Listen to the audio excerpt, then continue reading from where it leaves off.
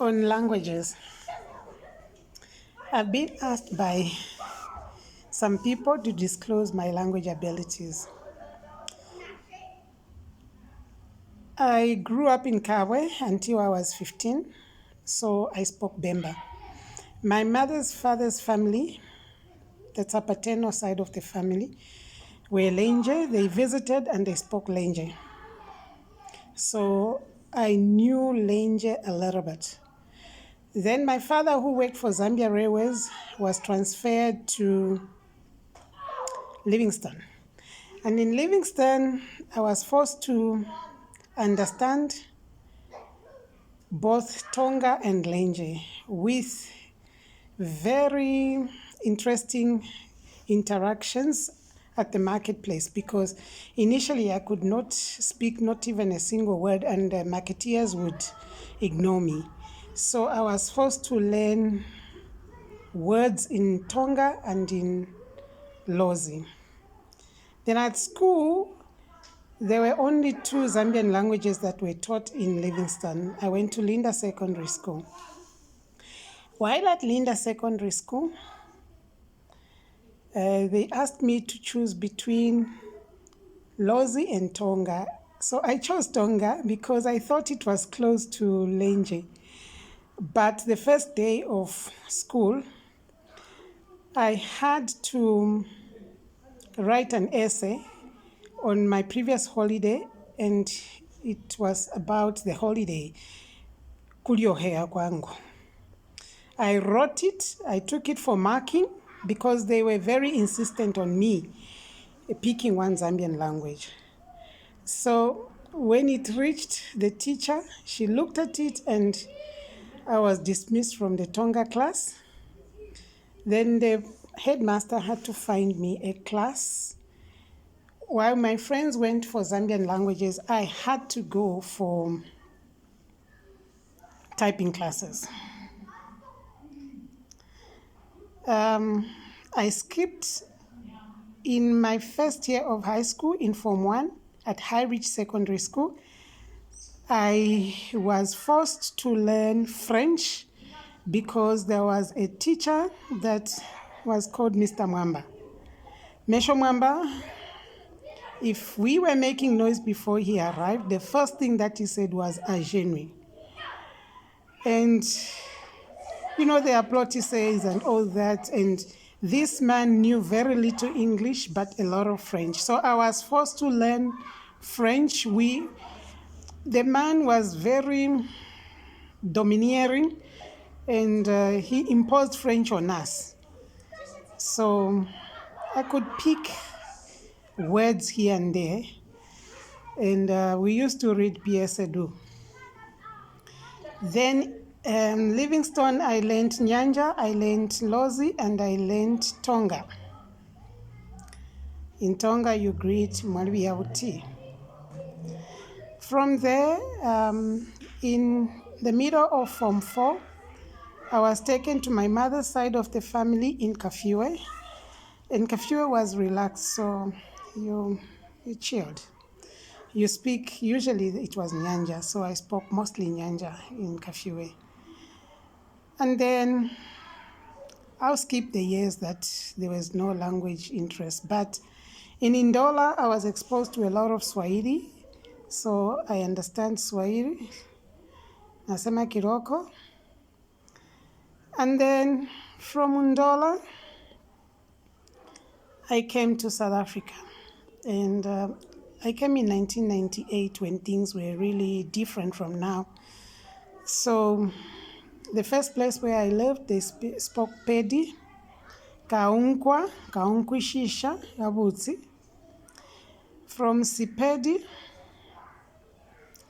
I had to move to Coastal Land in Jeffreys Bay, and Daso, we prated,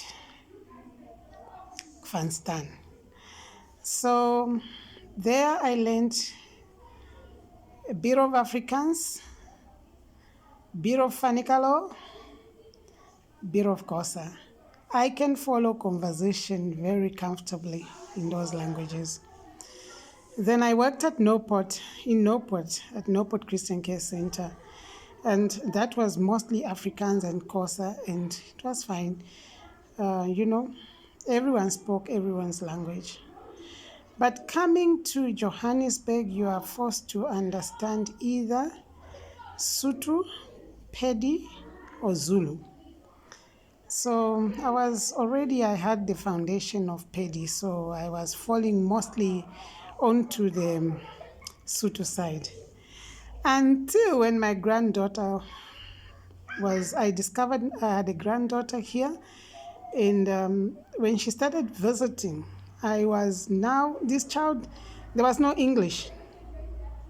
So I had to go through Zulu lessons 2.2. And I learned a lot of Zulu, and Nyakuluma.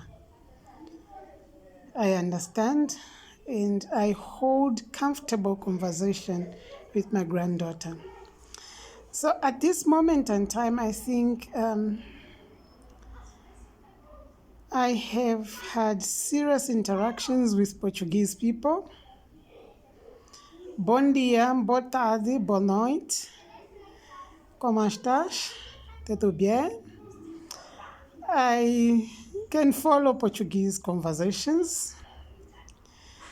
I had Shona friends. I comfortable with Shona.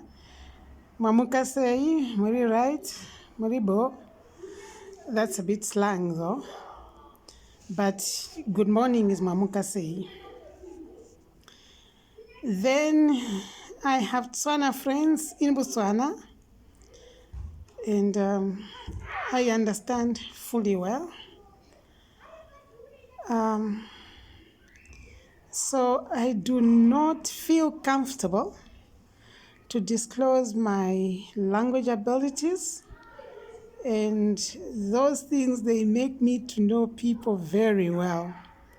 Not that I don't trust people, but when people don't know that you understand their Portuguese, when they don't understand that you understand their Kiswahili, when they don't know that you understand what they are saying, they are themselves and they will say what they want to say, and you follow their conversations. And mostly it's an adaptation skill where you want to know people, you want to know who is real with you, you want to know who is who in the zoo. So yeah, basically I understand.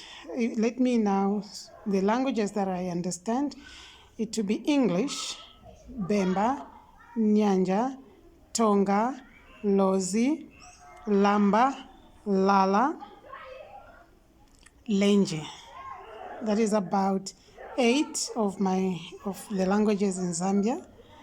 And then in the neighboring countries, I understand. Oh, I speak Chewa, Mankula. Ngabezeka ndia Chewa, Mankula.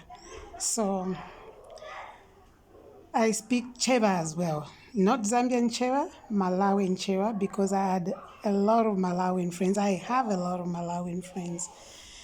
So neighboring countries, I Mankula Chicheva, I fala Português, Masema Swahili, Mashkia Francais. I speak Zulu, Pedi. I understand Afrikaans. Generally, in South Africa, I will survive anyway. I'm comfortable with all the languages and I can follow conversations. Although one language that really challenges me is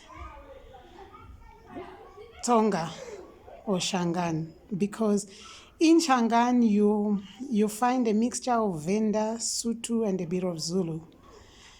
But I understand Venda, I understand Sesotho, I understand Afrikaans, I understand Ndebele, Nyatanza. I understand Siswana. I understand Xhosa, and I understand Zulu. Yeah, so that is the languages in a nutshell. I hope I have answered those who have been asking me, because I have lived a life of hiding my language abilities. Thank you.